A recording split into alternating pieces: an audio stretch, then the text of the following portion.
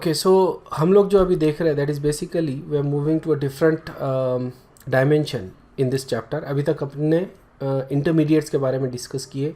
हमने 4 इंटरमीडिएट्स देखे। कौन से? Carbocation, carbon anion, free radical and कार्बिन। Alright, ये 4 इंटरमीडिएट्स देखे। मैं चाहता हूँ कि ये 4 इंटरमीडिएट्स तुमको बहुत अच्छी तरह से याद हो, ठीक है। कार्बोकटायंस क्या होता है? ओके, sp2 होता है, इजंट इट? ट्राइगोनल प्लेनर होता है बेसिकली, और इसके ऊपर पॉजिटिव चार्ज होता है। It is basically an electrophile. Okay, free radical hold पे रखो। कार्बन एनायन क्या होता है? Exactly opposite that of carbocation, बराबर है। ये sp3 हाइब्रिडाइज्ड होता है, इसका पिरामिडल शेप होता है बेसिकली, और इट इज़ अ न्यूक्लियोफाइल।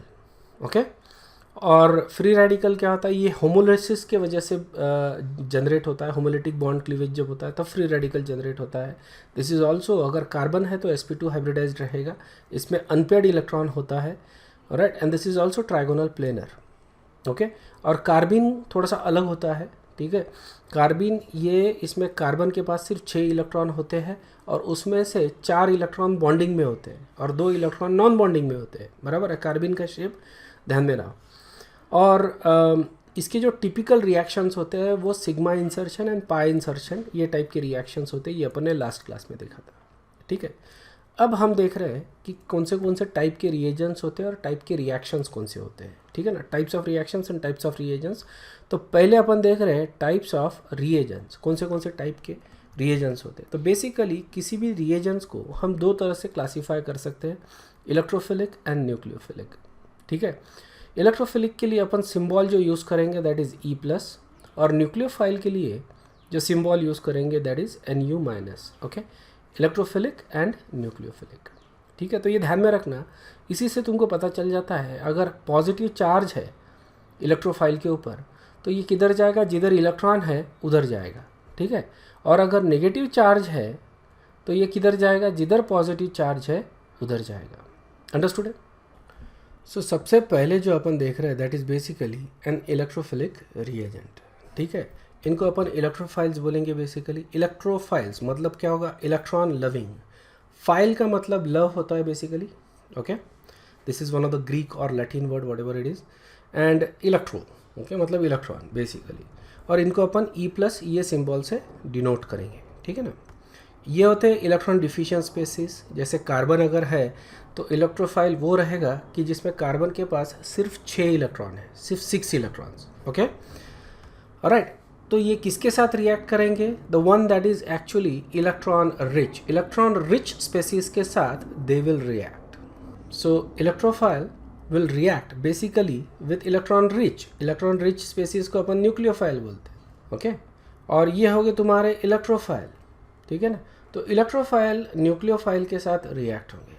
तो तुमको किसी भी रिएक्शन में इन मेनी केसेस सिर्फ ये आइडेंटिफाई करना पड़ता है कि इलेक्ट्रोफिलिक पोर्शन कौन सा है, न्यूक्लियोफिलिक पोर्शन कौन सा है। समझ में आया क्या?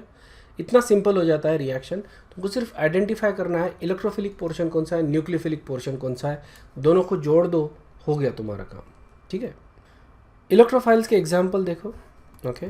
तो ये वो स्पेसीज होते हैं जो बेसिकली लुईस एसिड्स होते हैं बेसिकली, ओके। सो जैसे पॉजिटिवली चार्ज स्पेसीज रहेंगे, positively charge species, right. These are potential electrophiles, मतलब कि इलेक्ट्रोफाइल्स रह सकते हैं। जैसे फॉर एग्जांपल हो गया H+, ओके, इलेक्ट्रॉन की डिफिशियंसी है, राइट। तो यहाँ पे ये हो जाएगा तुम्हारा इलेक्ट्रोफाइल, ये सबसे छोटा इलेक्ट्रोफाइल हो गया तुम्हारा, ठीक है ना। उसके बाद कार्बन में कोई भी कार्बोकटायन, कोई भी कार्बन, यहाँ पे सिर्फ मैंने CH3 दिखाया है, लेकिन कोई भी कार्बोकटायन, अपन ने इसके पहले कार्बोकटायन की जितने भी टाइप देखे हैं वो सारे के सारे टाइप इसमें आ जाएंगे, ओके। ये अंडरस्टूड है क्या? ओके। उसके बाद anything that is positively charge, जैसे नाइट्रोनियम आयन हो गया, है ना, क्लोरीन का आयन हो गया cation, okay, bromine cation, iodine cation, ये सल्फोनिक एसिड का जो कैटायन होता है वो हो गया, H2SO3 होता है सल्फ्यूरस एसिड, राइट, उसका कैटायन हो गया, राइट। या फिर ये R+, ओके, R+ बोले तो क्या हो गया? Carbocation. This is also R+, right. Carbocation एक जनरल में लिख रहे हैं अपन, दोनों दिखा दिया। CH3+ बहुत कॉमन होता है इसलिए, या फिर कोई भी कार्बोकटायन, ओके। इसको अपन बोलते हैं Aseel cation, Aseel cation, okay. इसका स्ट्रक्चर मैं ड्रॉ करता हूँ यहाँ पे CH3 C double bond O। देखो जैसे मान लो यहाँ पे कोई ग्रुप लगा हुआ है X, ठीक है।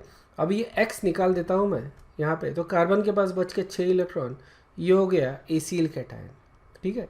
ये रेजोनेंस स्टेबलाइज्ड होता है, इसका रेजोनेंस स्ट्रक्चर इस तरह से ड्रॉ करेंगे अपन। जो इलेक्ट्रॉन है, ओके, तो ये जो इसके ऊपर जो इलेक्ट्रॉन है ऑक्सीजन के ऊपर, लोन पेयर ऑफ इलेक्ट्रॉन, इसको मैं मूव करूँगा इस तरह से, and what we get is CH3C। अब ऑक्सीजन में स्ट्रेट निकालता हूँ और पॉजिटिव चार्ज, ठीक है। And then you have 1 lone pair of electron left, okay.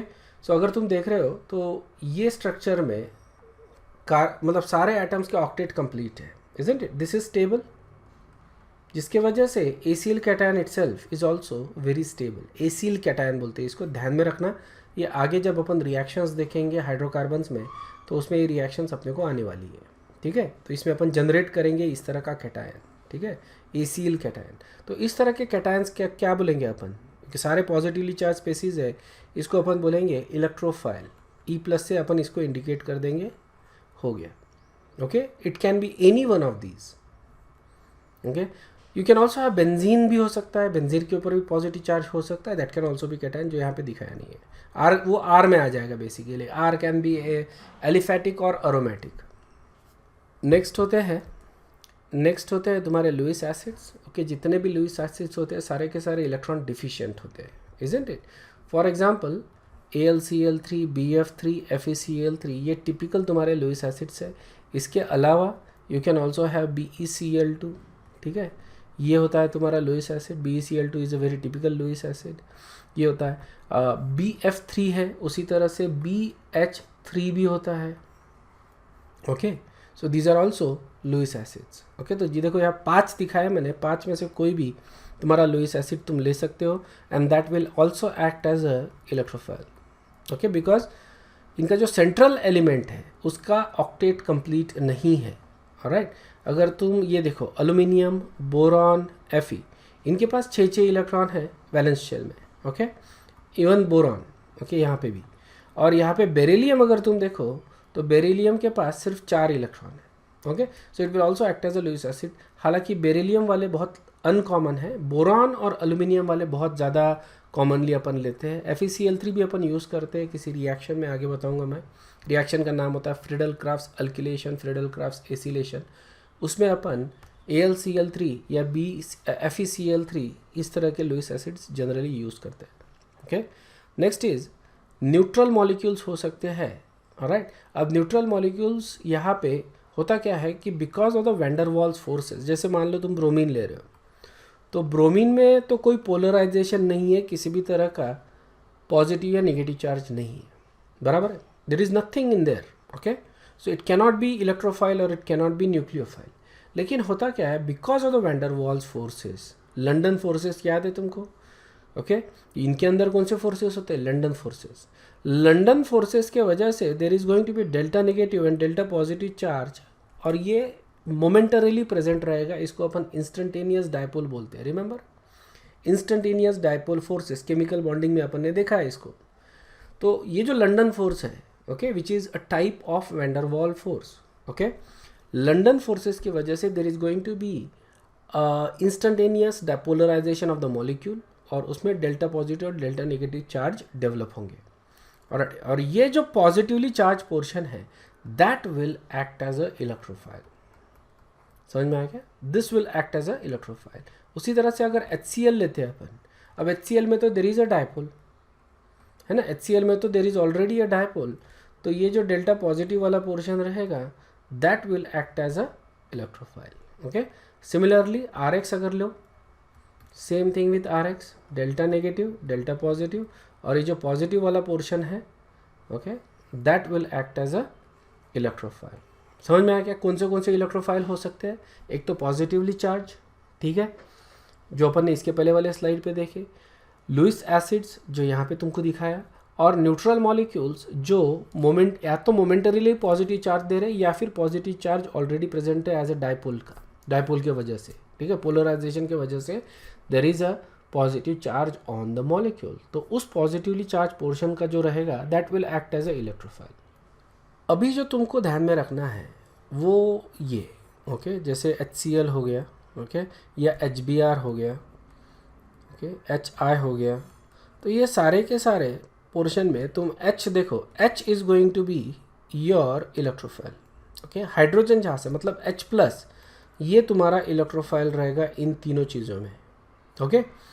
यहाँ पे देखोगे तुम R में, यहाँ पे ये पोर्शन जो रहेगा R पोर्शन, जैसे CH3Br ले लिया मैंने ओके तो ऑब्वियसली पोलराइजेशन रहेगा और ये जो कार्बन है दैट कार्बन इज़ योर इलेक्ट्रोफाइलिक, ठीक है, इलेक्ट्रोफाइल रहेगा, दिस इज इलेक्ट्रोफिलिक।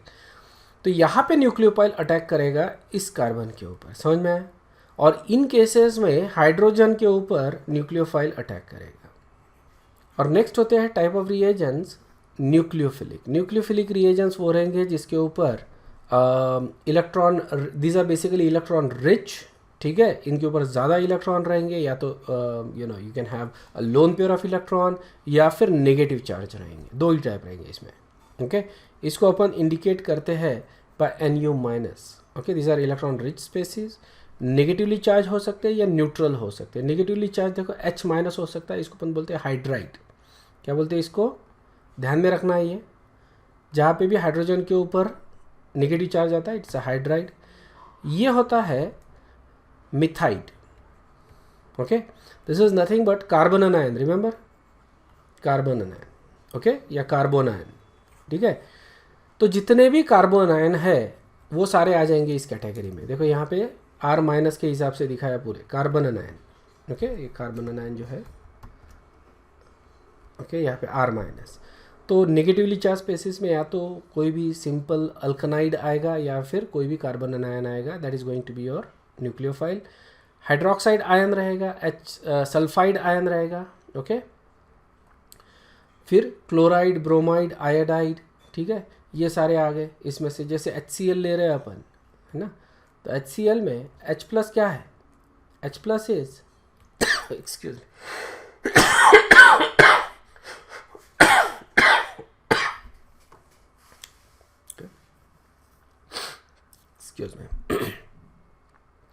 HCl में H+ होता है इलेक्ट्रोफिलिक और Cl- होता है न्यूक्लियोफिलिक। और तुमको ये दिखेगा काफ़ी मॉलिक्यूल्स में, क्लियरली दिखेगा, ठीक है। तो क्लोराइड तुम्हारा हो गया न्यूक्लियोफिलिक, ब्रोमाइड, आयोडाइड उसी तरह से ओके। ये हो जाएगा तुम्हारा अमाइड टाइप का, है ना, जैसे अमीन्स होते हैं ओके। अमीन्स होते हैं तो उसमें से मैंने एक हाइड्रोजन निकाल दिया तो ये बन गया अमाइड ओके। ये हो जाता है अल्कोक्साइड, अल्कोहल होता है ROH।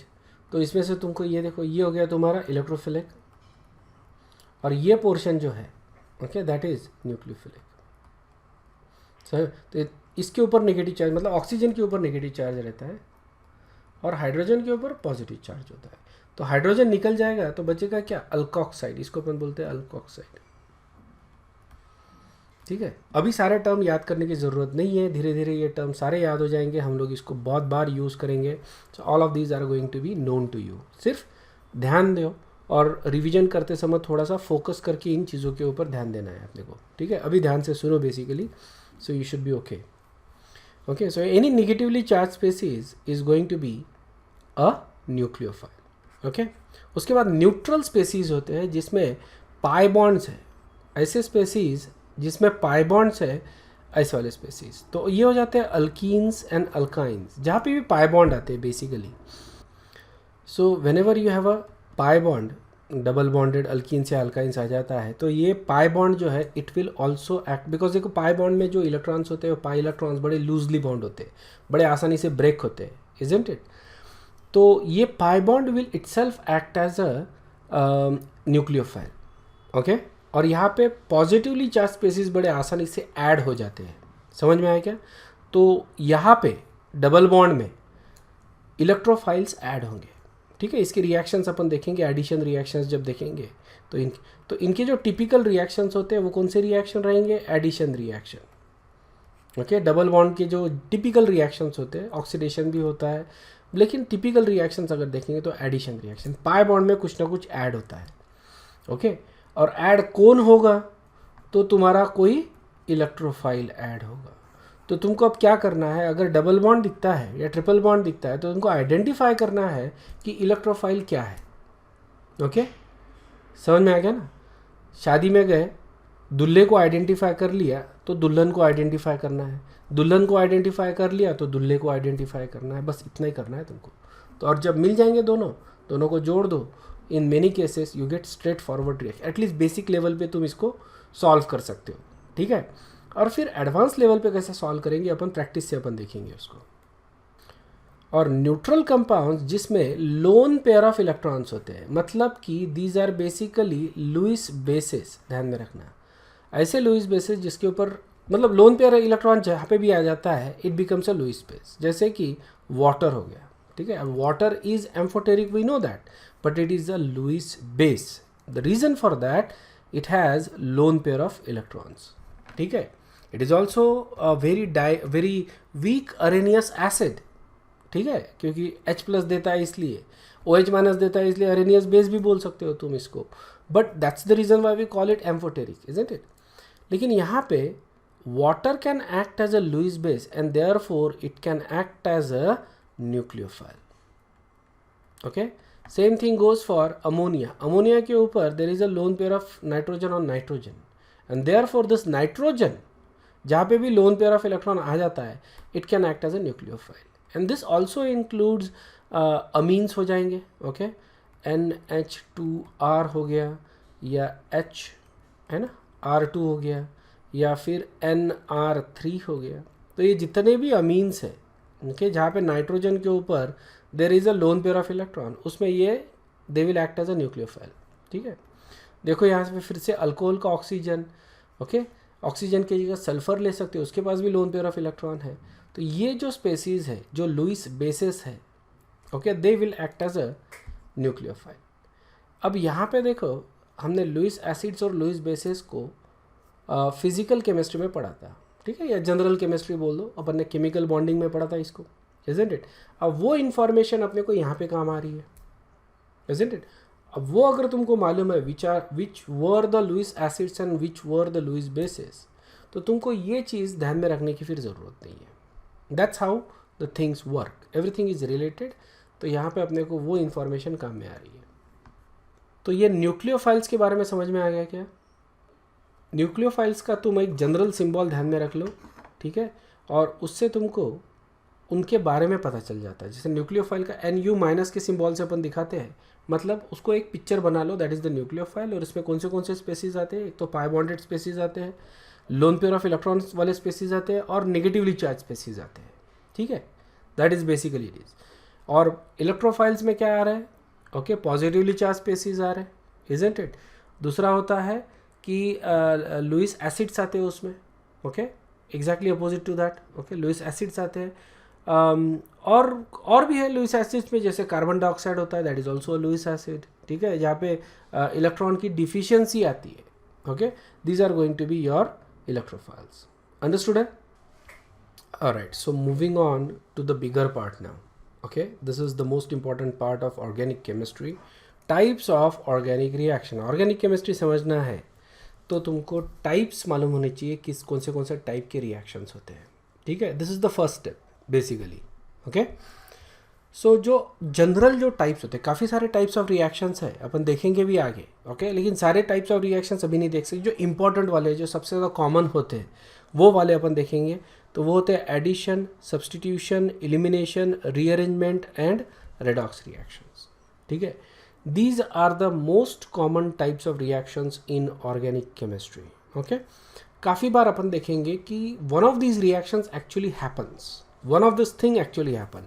ये भी हो सकता है कि there is a rearrangement with oxidation, rearrangement with substitution and addition, ऐसा भी हो सकता है। तो रीअरेंजमेंट काफ़ी मतलब बीच में रह सकती है, किसी भी और रिएक्शन के साथ ये ज्वाइन होके अपने को रिएक्शन दिखा सकती है, ठीक है। So make sure that you understand the types of reaction, very simple types. अपन जब मतलब ज़्यादा डिटेल में इसको नहीं देखने वाले अभी फ़िलहाल, लेकिन जैसे जैसे हम आगे जाएंगे वैसे वैसे इनका डिटेल जो है वो खुलते जाएगा अपने लिए। सबसे पहला देख लो एडिशन रिएक्शन, ठीक है। एडिशन रिएक्शन तुमने ये 10th में भी पढ़ा था बेसिकली कि एडिशन में क्या हो रहा है, a प्लस ए अगर कर रहे तो 2a मिलेगा अपने को सीधा, ओके, या फिर a प्लस बी करेंगे तो ab मिलेगा। दो चीज़ें ज्वाइन करनी है अपने को, ठीक है, इसको अपन बोलते हैं एडिशन रिएक्शन। तो ये जनरली जो होता है वो अनसैचुरेटेड कंपाउंड्स के साथ होता है, जैसे alkenes and alkynes. Alkenes and alkynes अगर है, ठीक है, तो उनके साथ जनरली ये एडिशन रिएक्शंस होते हैं, ठीक है। जैसे यहाँ पे देखो डबल बॉन्ड है, सॉरी ट्रिपल बॉन्ड है ना, यहाँ पे ट्रिपल बॉन्ड है, इसमें से 2 पाई बॉन्ड है, 1 सिग्मा बॉन्ड है, इज इट। इसका हाइब्रिडाइजेशन पे हमको मालूम है दैट इज sp, ये कार्बन का हाइब्रिडाइजेशन sp। अब इसको मैं इन presence of hydrogen and catalyst, अब कैटलिस्ट कौन सा लेते हैं यहाँ पे, हम जनरली जो कैटलिस्ट लेते हैं प्लाटिनम, पलाडियम या रैनेनिकल, बराबर है, ये हम लोग कैटलिस्ट लेते हैं, ओके। सो ये इनमें से कोई कैटलिस्ट लेंगे अपन। There is also other catalyst, rhodium भी ले सकते हैं, but rhodium is very expensive, ठीक है। जनरल जो यूज़ करते हैं दैट इज़ दीज, या प्लाटिनम, पलाडियम या रैनेनिकल। तो ये कैटलिस्ट लेंगे और हाइड्रोजन गैस पास करेंगे, okay, in presence of ethyne gas. तो इस ये रिएक्शन में क्या हो रहा है, हाइड्रोजन गैस ट्रिपल बॉन्ड में ऐड होता है, ओके। सो इसमें क्या होगा, हाइड्रोजन गैस ट्रिपल बॉन्ड में ऐड होगा, ट्रिपल बॉन्ड का कन्वर्जन हो जाएगा double bond. We can clearly see कि ये 2 हाइड्रोजन अपन ने ऐड किए, ठीक है। अब ये जो 2 हाइड्रोजन ऐड होते हैं ये इट्स बेसिकली सरफेस पे हो रहा है, ठीक है। जैसे कि ये कैटलिस्ट का सरफेस है, मान लो कि ये कैटलिस्ट है, ऑलराइट। तो हाइड्रोजन गैस पहले तो इस कैटलिस्ट में एब्जॉर्ब होगा और फिर जैसे अल्काइन आया हाइड्रोजन को पिकअप करेगा और निकल जाएगा। तो जो हाइड्रोजन ऐड हो रहा है वो अल्काइन के एक ही सरफेस से ऐड होगा, समझ में आया क्या, एक ही सरफेस से ऐड होगा, जिसके वजह से अपने को ज्योमेट्रिकल आइसोमर्स, मतलब उसमें से एक ही आइसोमर मिलेगा, सिलेक्टिविटी मिलेगा अपने को। तो देखो किस तरह से हो रहा है, मान लो कि ये CH3 के जगह हाइड्रोजन की जगह CH3 है, ठीक है, तो ये CH3 हो जाएगा, ओके। देखो हाइड्रोजन जो है वो एक ही साइड से ऐड होगा, बराबर है ना। जैसे कैटलिस्ट है, कैटलिस्ट में हाइड्रोजन एड्जॉर्ब है, अल्काइन आया, ये ब्यूटाइन है, ब्यूटाइन आया, उसने हाइड्रोजन पिकअप कर लिया और निकल गया, तो हाइड्रोजन तो एक ही साइड से ऐड होगा ना, बराबर है कि नहीं। तो अपने को क्या मिलेगा, सिस ब्यूटाइन मिलेगा, इजंट इट, हमको सिर्फ सिस मिलेगा इसमें, ओके। तो ये जो रिएक्शन है ये स्टीरियो सिलेक्टिव रिएक्शन बोलेंगे इसको, stereo selective, because stereo chemistry में देखो सिस और ट्रांस दोनों मिलने की गुंजाइश होती है, इसमें अपने को सिर्फ सिस मिल रहा है, इसलिए इसको अपन स्टीरियो सिलेक्टिव रिएक्शन बोलेंगे। सिस आइसोमर मिलता है, एक ही ज्योमेट्रिकल आइसोमर मिल रहा है इसमें, ओके। सो ये हो गया डबल, एक हाइड्रोजन ऐड किया तो अपने को अल्कीन मिलेगा। अल्कीन में भी मैं एक हाइड्रोजन और ऐड कर सकता हूँ, देखो कि इसमें भी पाई बॉन्ड है, तो एक हाइड्रोजन फिर से ऐड कर दिया तो हमको क्या मिलेगा, इथेन, अल्केन मिल गया, ठीक है ना। सो इस तरह से अपने को ये रिएक्शन मिल रही है। अगर मेरे को डायरेक्ट करना है इथाइन को इसमें कन्वर्ट, तो मेरे को क्या करना पड़ेगा, 2H2 एंड कैटलिस्ट, अंडरस्टूड है। तो मैं डायरेक्ट कर सकता हूँ, ओके। या फिर 1H2 से इथाइन मिलेगा या फिर अल्कीन मिलेगा, अल्कीन में फिर से हाइड्रोजन ऐड करो, यू गेट अल्कीन। और ये अपन ने मेरे ख्याल से डिग्री ऑफ अनसैचुरेशन में भी देखा है, इसमें डिग्री ऑफ अनसैचुरेशन 2 की है ना, और इसमें डिग्री ऑफ अनसैचुरेशन 1 की है, इजंट इट, 1 की अनसैचुरेशन। तो इसमें मैं 2 हाइड्रोजन ऐड कर सकता हूँ और इसमें मैं 1 हाइड्रोजन ऐड कर सकता हूँ टू गेट सैचुरेटेड कंपाउंड, क्या। सो ये जो एडिशन रिएक्शंस होते हैं these are characteristics of compounds with multiple bond, ठीक है ना। अपन ने अभी थोड़ी देर पहले अल्कीन्स और अल्काइंस के रिएक्शन देखे, एडिशन रिएक्शन। उसी तरह से you can also have aldehyde, ketones, imines, इनमें भी तुम एडिशन रिएक्शन कर सकते हो, ठीक है। और तुम आसानी से प्रेडिक्ट कर सकते हो कि प्रोडक्ट क्या मिलेगा, ठीक है। जैसे मैंने ये ले लिया CH3 C double bond OH, ठीक है। अब ये अलग से पढ़ने की ज़रूरत नहीं है, लेकिन ये अपने को आता है अलग चैप्टर में, फिर ये अल्कोहल में आएगा, अल्डेहाइड कीटोन्स चैप्टर में आएगा, same reaction, and we do the same reaction. यहाँ पे कैटलिस्ट के इसे ऐड कर दिया, तो बताओ इसमें फाइनल प्रोडक्ट क्या मिलेगा मेरे को, नाम क्या रहेगा, दिस इज एसिटाल्डेहाइड, फाइनल प्रोडक्ट क्या मिलेगा मेरे को बताओ। ऑलराइट, यहाँ पे अपने को हाइड्रोजन ऐड करना है, क्या है सीधा सीधा, तो let's add that hydrogen CH3। यहाँ पे एक हाइड्रोजन ऐड करेंगे तो पाई बॉन्ड कम करना पड़ेगा, ये हो गया CH2, CH था CH2 हो गया, और ऊपर एक हाइड्रोजन ऐड करना पड़ेगा, ये हो गया ethyl alcohol, ethanol. That's how simple the reaction is. Okay, if I take acetone तो क्या मिलेगा, हाइड्रोजन ऐड करना है, isn't it? All you have to do is to add hydrogen, एक यहाँ पे हाइड्रोजन ऐड कर दो, एक यहाँ पे हाइड्रोजन ऐड कर दो, डबल बॉन्ड को कम कर दो, हो गया, isn't it? सो क्या मिलेगा अपने को, CH3 CH3 isn't it, and OH। देखो ऐड कौन से हाइड्रोजन किए है अपन ने, ये एक हाइड्रोजन ऐड किया, ये एक हाइड्रोजन ऐड किया, isn't it? So basically propan two ol मिल रहा है मेरे को। अब इसी तरह से कोई भी दूसरा अल्डिहाइड ले लो, उसका अल्कोहल बनाओ, ठीक है, या फिर कोई दूसरा कीटोन ले लो, उसका अल्कोहल बनाओ। इसी तरह के रिएक्शंस तुमको पूछे जा सकते। देखो कितना सिंपल सा है, काफ़ी सारे रिएक्शंस जो है, मतलब सैकड़ों रिएक्शन इसी टेम्पलेट में आ जाएंगे। तुमको सारे के सारे रिएक्शंस याद करने की ज़रूरत नहीं है, ये एक टेम्पलेट याद रख लो कि क्या मिलेगा, हो गया। और ऐसे काफ़ी सारे टेम्पलेट्स है, और वो सारे टेम्पलेट्स तुमको याद रखने हैं, and that is where the messed up parties, कि काफ़ी सारे टेम्पलेट्स है अपने पास। Okay, you don't have to basically मतलब इतना आसान नहीं है, obviously it takes a little bit of memory, little bit of hard work and practice and this and that to actually know everything, but this is like the basic steps. Okay, addition reactions चल रही है, उसमें तुम alkenes में alkynes में hydrogen add कर रहे हो, उसी तरह से अल्डिहाइड कीटोन्स और इमीन्स में भी कर सकते हो। इमीन्स में करोगे तो अमीन्स मिलेगा, ठीक है ना। इमीन्स होता है ये, जैसे मान लो कि CH3 CH double bond NH, ये हो जाता है इमीन, ठीक है। इसमें हाइड्रोजन ऐड कर दिया H2PD इससे, तो तुमको क्या मिलेगा, अमीन मिलेगा। ओके, फिर से वही टेम्पलेट वाली रिएक्शन है, nothing new, very simple. Okay, 1 + 1 = 2, इतना ही तुमको करना है इन रिएक्शंस में। ओके, ये मैंने तुमको ऑलरेडी बताया। अल्काइंस में एक हाइड्रोजन ऐड करोगे मॉलिक्यूल तो तुमको अल्कीन मिलेगा, उसमें एक हाइड्रोजन ऐड करोगे तो तुमको अल्केन मिलेगा। डिग्री ऑफ अनसैचुरेशन के हिसाब से देखो, 2 है, 1 है, 0 है। ओके, सो बेसिकली एक एक हाइड्रोजन अपन ऐड करते जा रहे हैं from alkynes to alkenes to alkanes. Okay, degree of, तो हाइब्रिडाइजेशन भी चेंज हो रहा है ऑब्वियसली, राइट। ये sp है, ये sp2 है दोनों का, और यहाँ पे दोनों का sp3 है। तो जब हाइड्रोजन ऐड कर रहे हैं तो ये जो हाइब्रिडाइजेशन है, it is going more towards p, isn't it, sp sp2 sp3, इस तरह से ये चेंज हो रहा है। अभी हो गया एडिशन। एलिमिनेशन करेंगे तो क्या होगा, उल्टा, इजंट इट। एलिमिनेशन करेंगे तो ये करना है अपने को। ओके, सो ये एलिमिनेशन में अपन ये पढ़ेंगे। सो देखो, everything is connected, everything is linked. Problem क्या होता है कि काफ़ी जगह पे इसको एज अ आइसोलेटेड पढ़ाया जाता है। ये कनेक्शंस जो है वो कनेक्शंस करने में टीचर असफल रहता है, जिसके वजह से स्टूडेंट्स को ये डिफ़िकल्टी जाती है समझने में, ठीक है। बोलने में कि तो टीचर तो बोलेंगे कि हमने तो सब कुछ पढ़ा दिया, ये तो तुम्हारा स्टूडेंट है, उसको ये ना is not doing well.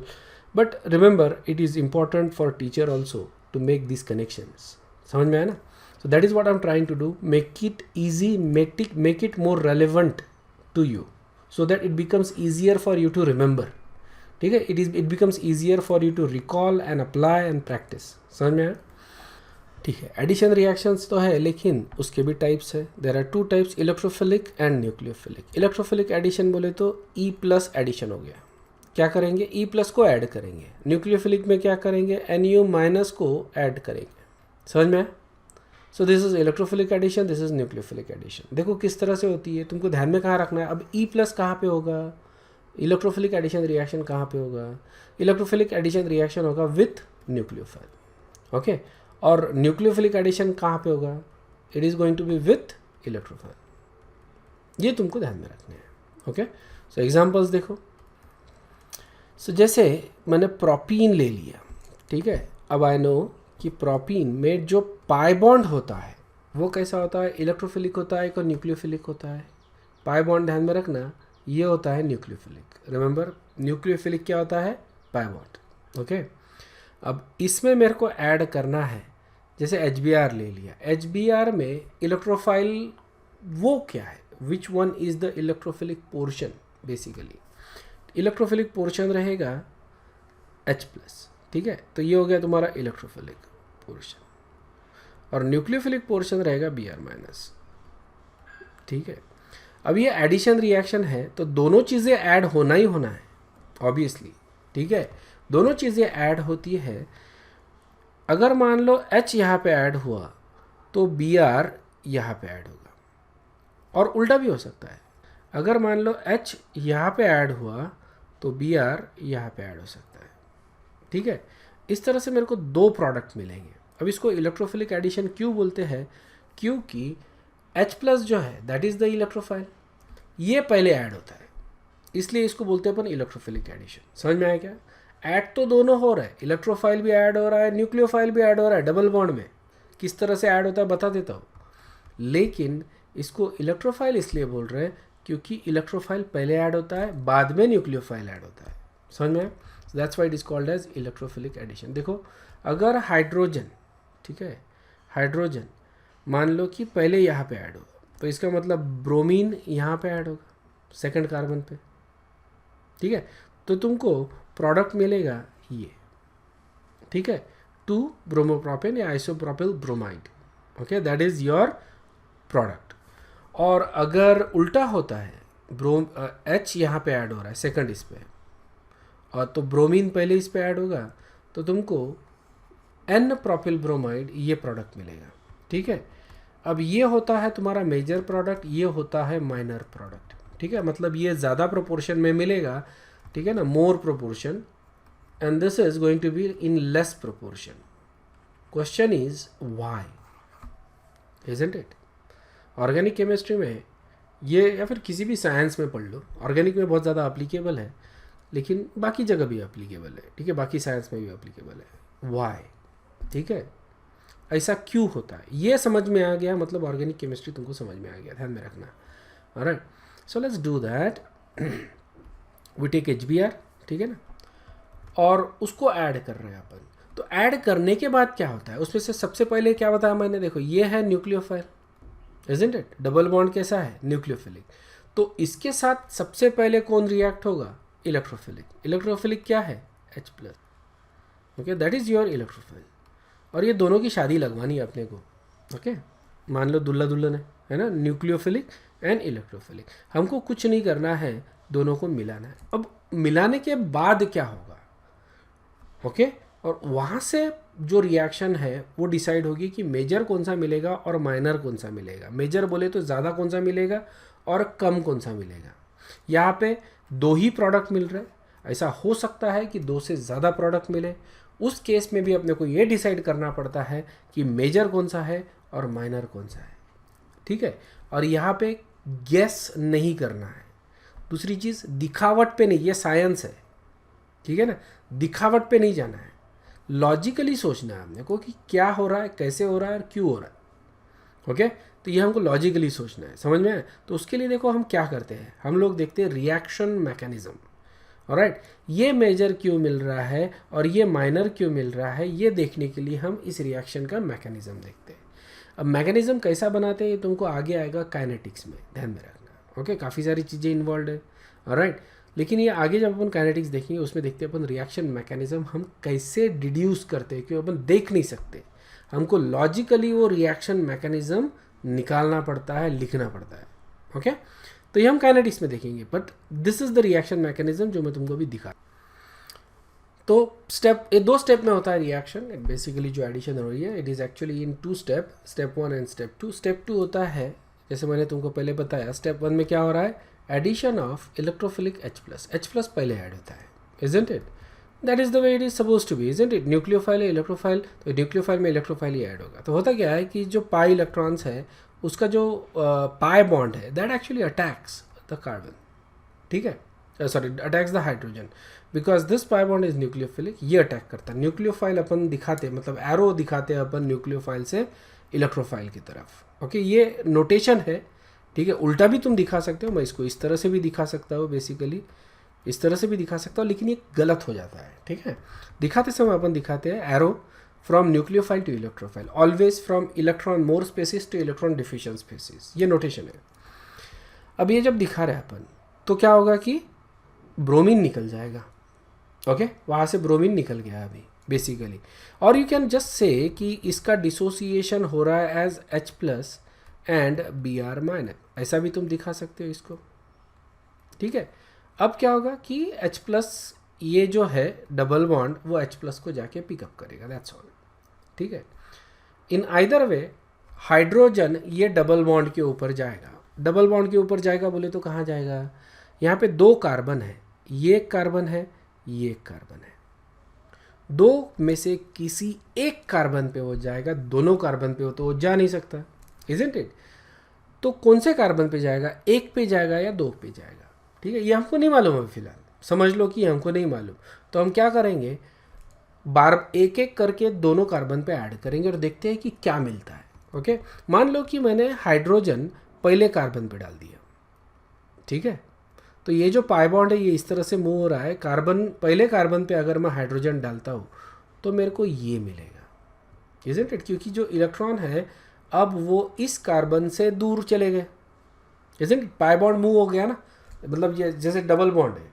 Okay, this is like a double bond, और यहाँ पे स्पेसीज है, यहाँ पे दिखा रहा हूँ मैं, ये H+ है, तो ये जाके पिकअप कर रहा है, तो ये जो इधर वाला जो ये हाइड्रोजन रहेगा, ये कार्बन रहेगा, ये वाला उससे दूर जा रहे हैं ना इलेक्ट्रॉन मूव। ओके, लेकिन ये वाला जो कार्बन है दैट इज स्टिल कनेक्टेड, उसका ऑक्टेट फिर भी कंप्लीट है, लेकिन इसका ऑक्टेट कंप्लीट नहीं है। ओके, सो इलेक्ट्रॉन इस तरह से जो कार्बन हाइड्रोजन लेगा उसका ऑक्टेट कंप्लीट रहेगा, जो नहीं लेगा उसका ऑक्टेट कंप्लीट नहीं होगा, वो कार्बोकेटायन में कन्वर्ट हो जाएगा। ठीक है, तो ये हो गया सेकेंडरी कार्बोकेटायन। दूसरा मैं दिखा सकता हूँ कि hydrogen goes to second carbon. ठीक है ना, तो इसमें मैं ये दिखा रहा हूँ कि हाइड्रोजन मतलब ये दोनों को कनेक्ट कर रहा हूँ मैं। ठीक है, तो अब इसका ऑक्टेट कंप्लीट होगा। ठीक है, ये ऑक्टेट दिख रहा है तुमको, इसको कंप्लीट 4 बॉन्ड हो गए इसके, लेकिन पहला कार्बन के इलेक्ट्रॉन का लॉस हुआ अभी, तो उसका हो जाएगा कार्बोकेटायन। ओके, समझ में। तो इस तरह से यहाँ पे मेरे को प्राइमरी कार्बोकेटायन मिल रहा है, यहाँ पे मेरे को सेकेंडरी कार्बोकेटायन मिल रहा है। ओके, अब पाई बॉन्ड में कार्बोकेटायन बनाना सबसे आसान है। बेसिकली एक के ऊपर बॉन्ड ऐड करो, जैसे यहाँ पे हाइड्रोजन दिया तो दूसरे के ऊपर पॉजिटिव चार्ज दे दो।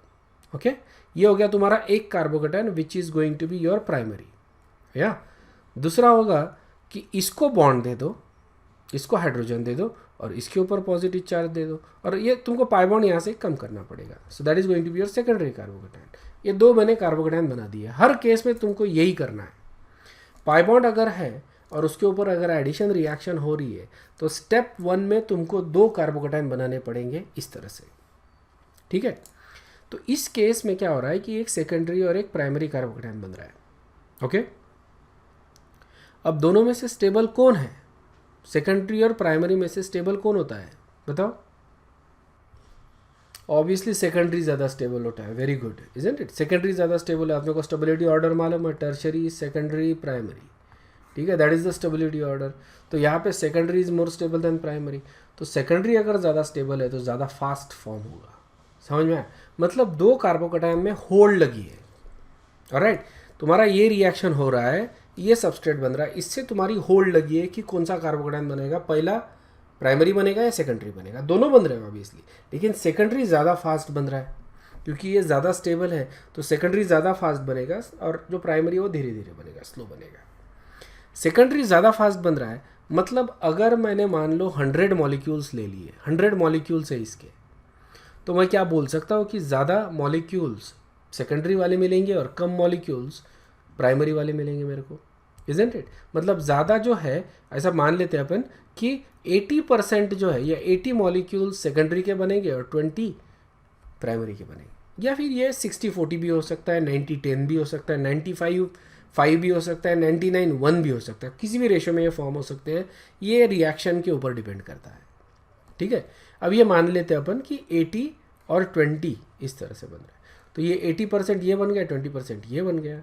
अब इससे जो प्रोडक्ट बनेगा सेकंड स्टेप में वो रहेगा मेजर प्रोडक्ट, और इससे जो प्रोडक्ट बनेगा वो रहेगा माइनर प्रोडक्ट। ये क्लियर है क्या? ओके अब ये जो स्टेप होती है step 1, that is actually a slow step. ठीक है, मतलब ये पूरी की पूरी स्टेप स्लो होती है, बेसिकली अ स्लो स्टेप। ये कैसी स्टेप है? स्लो स्टेप है। और जो स्लो स्टेप होती है वही रेट को डिटरमाइन करती है। समझो, मतलब ये स्टेप हो गई तो नेक्स्ट स्टेप बड़ी आसान है, फटाक से हो जाएगी। सेकंड स्टेप फटाक से हो जाएगी। अब ये स्टेप कितनी स्लो है या कितनी फास्ट है उसके हिसाब से डिपेंड करेगा कि ये रिएक्शन कितनी फास्ट है और कितनी स्लो है। जैसे मान लो कि you are going from one place to another place. ठीक है, ऐसे जा रहे हो, तुम कहीं कहीं जा रहे हो, आई डोंट केयर वेयर जा रहे हो, कि किसी एक यहाँ से यहाँ पे जा रहे हो। ठीक है, मोपेड से जा रहे हो मान लो। ओके, अब जनरली तुमको यहाँ से यहाँ जाने में मान लो कि 10 मिनट्स लगते हैं। ठीक है, from point A to point B normally कितने मिनट्स लगते हैं? 10 मिनट्स। ये नॉन ट्रैफिक वाला सिचुएशन हो। अब मान लो कि कहीं पे ट्रैफिक जाम है। ठीक है, मोर्चा चल रहा है, किसी की शादी की बारात चल रही है, कुछ चल रहा है। अब तुमको टाइम लगेगा। ठीक है ना, अब ये डिपेंड करेगा कि ये जो पोर्शन है ये कितना ब्लॉक्ड है। ऑलराइट, अगर बहुत लंबा मोर्चा है, बहुत बड़ा मोर्चा है, तो उनको बहुत ज़्यादा टाइम लगेगा, हो सकता है 2-4 घंटे लग जाए। ओके, या फिर छोटा है तो हो सकता है 5-10 मिनट लेट हो जाए। मतलब जहाँ पे तुमको 10 मिनट लगते थे वहाँ पे 15 या 20 मिनट लगेंगे तुमको। तो ये पोर्शन डिसाइड कर रहा है कि तुम्हारा ओवरऑल रेट क्या है, इजंट इट? इस पोर्शन को अपन बोलेंगे रेट डिटरमाइनिंग पोर्शन। समझ में आ रहा? दिस विल डिटरमाइन कि तुम्हारा ओवरऑल, क्योंकि rest of it is free. Okay, यहाँ से तो तुमको बिल्कुल टाइम नहीं लग रहा है यहाँ तक जाने के लिए, लेकिन ये पोर्शन के हिसाब से तुम्हारा टाइम जो है, ओवरऑल टाइम, वो डिसाइड कर रहा है। That is the only portion वो डिसाइड कर रहा है कि तुमको कितना टाइम लगेगा, इजंट इट? तुम्हारी जर्नी फास्ट है या स्लो है, ये वाला पोर्शन डिसाइड कर रहा है। ओके, उसी तरह से ओवरऑल रिएक्शन फास्ट है या स्लो है, वो कौन सी स्टेप डिटरमाइन कर रही है? First step, because that is the slow step. यही स्टेप डिटरमाइन करेगी ओवरऑल कितना है। तो इसी को टाइम लगेगा।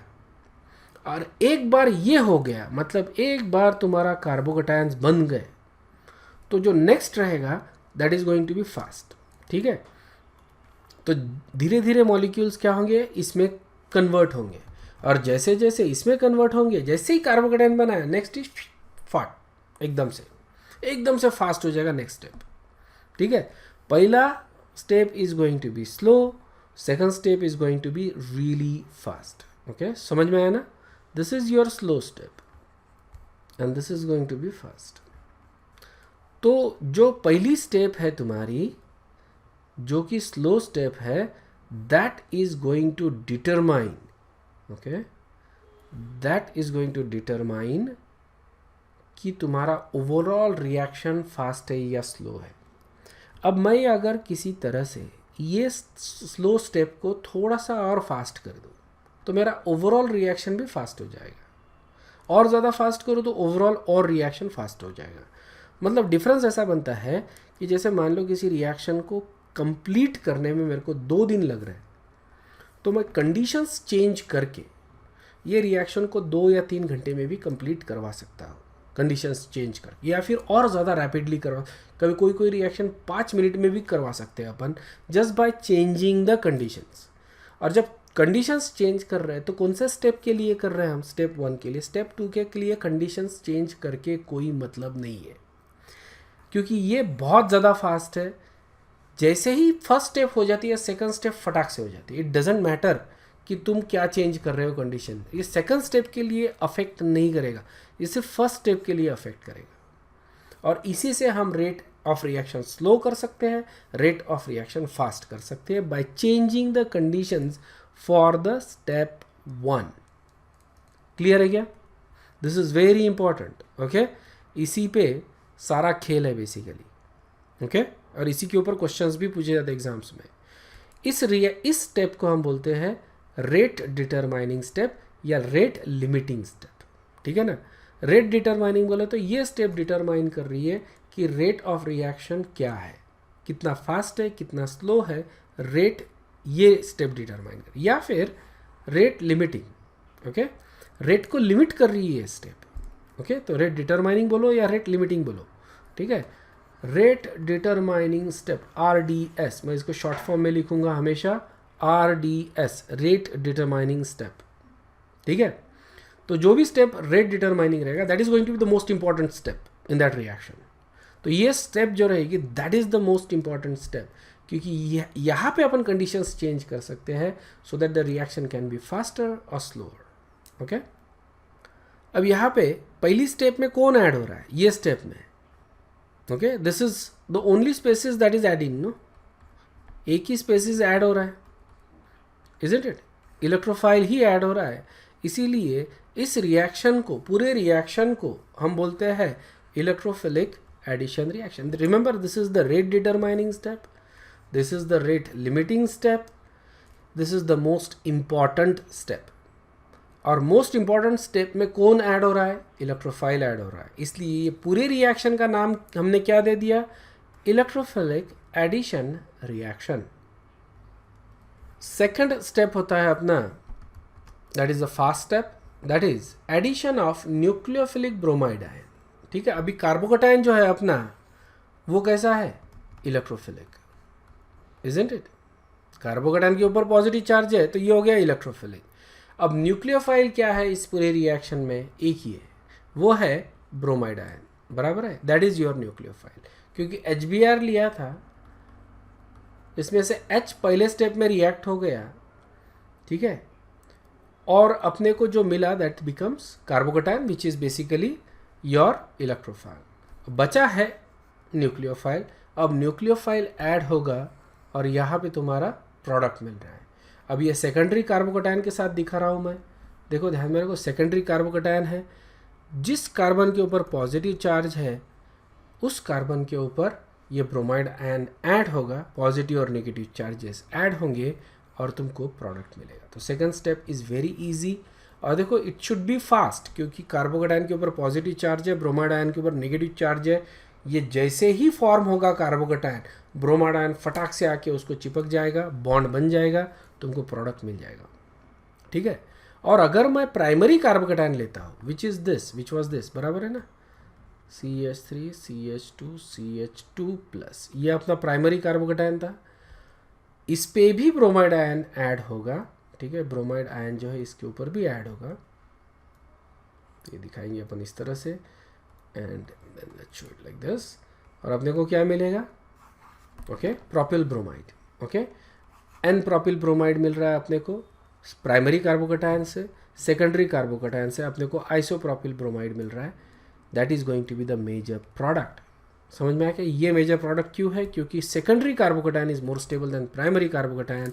तो ये 80 फॉर्म हुआ था, 80% फॉर्म हुआ था, इजंट इट, तो ये भी 80% बन जाएगा। क्लियर है क्या, और 20% बनेगा तुम्हारा प्राइमरी वाला। सो this is how the reaction will happen. अब यहाँ पे कार्बोकैटायन बन रहा है, ठीक है ना।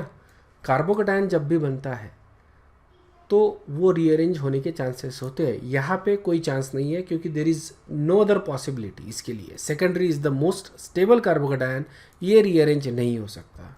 लेकिन अगर प्राइमरी है तो प्राइमरी तो रीअरेंज हो सकता है ना। यहाँ पे हम लोग बोल रहे हैं कि सेकेंडरी इज़ मोर स्टेबल, इसलिए ये ज़्यादा फॉर्म हो रहा है। देर इज़ अनदर रीज़न, अगर प्राइमरी बन रहा है तो primary can rearrange also into secondary, तो प्राइमरी का पोर्शन वैसे भी कम हो जाएगा, ठीक है ना।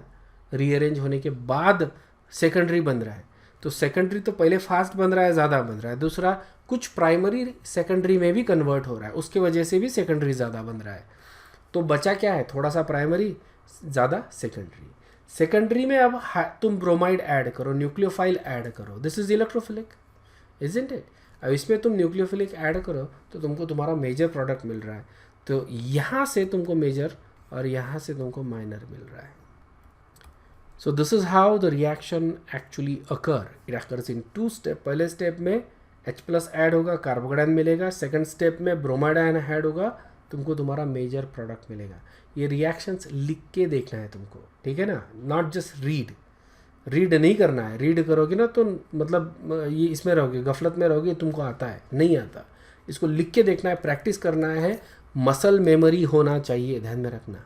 You need to have a muscle memory to completely know this. Okay, you should be able to draw the structures fluently without interruption, without thinking. नाम बोला तो स्ट्रक्चर ड्रॉ करते आना चाहिए, इसके लिए अपने को प्रैक्टिस कर, इसलिए लिख के देखो तुम ये सारी चीज़ें।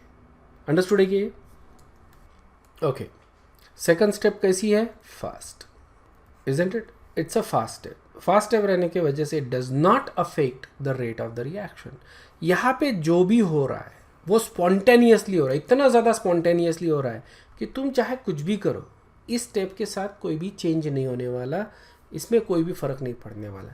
या फिर जो फ़र्क पड़ रहा है रेट में इस स्टेप के, वो बहुत ही मामूली फ़र्क है, बहुत ही छोटा सा फ़र्क है, ओवरऑल रेट में कुछ भी फ़र्क नहीं हो रहा है। Okay, so as a result of that this step does not affect the rate of the reaction. ठीक है।